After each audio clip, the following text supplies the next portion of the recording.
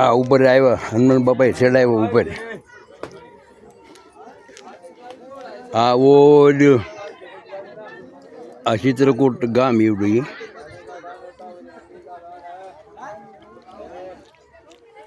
આ રસ્તા બધા